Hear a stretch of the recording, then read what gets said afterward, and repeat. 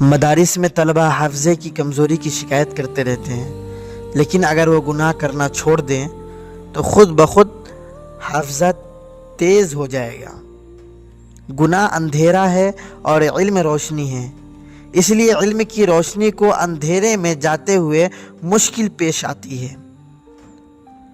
یہ پکی اور تجربہ شدہ بات ہے کہ گناہ چھوڑنے سے حافظہ مضبوط ہو جائے گا۔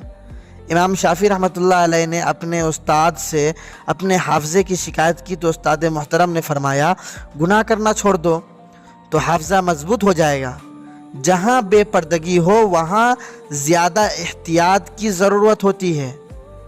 طالب علموں کے لیے مدرسے کے ماحول میں گناہوں سے بچنا آسان ہوتا ہے۔ عموماً یہ طالب علم زیادہ بڑے گناہوں میں نہیں پھنسے ہوتے ہیں، بس چند گناہوں کی شکار ہوتے ہیں۔ اگر ان سے جان چھڑا لیں تو سچے مومن بن سکتے ہیں۔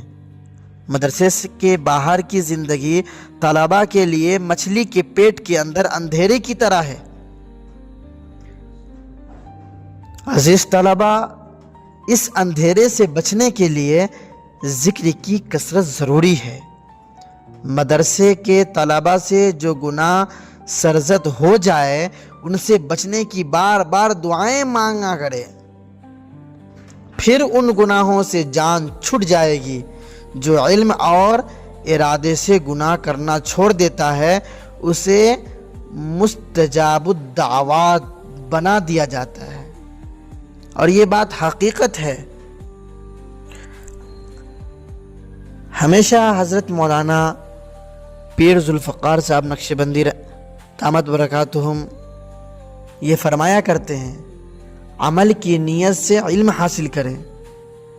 حضرت ابن مسعود کا قول ہے کہ اگر اہل علم اپنے علم کی عزت کریں اور اس کی اہل علم کو سکھاتے، اپنے عمل اس کے مطابق کریں تو اللہ اور اللہ کے فرشتے اور صالحین ان سے محبت کرتے ہیں۔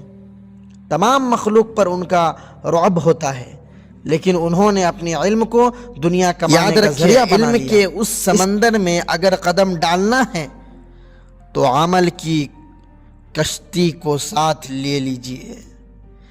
اس کے بغیر ڈالو گے تو اس کے سمندر کے اندر تم ڈوب جاؤ گے۔ ایک وقت تھا جب لوگ علم حاصل کرنے کے لیے مال خرچ کرتے تھے، آج مال حاصل کرنے کے لیے کیا کرتے ہیں؟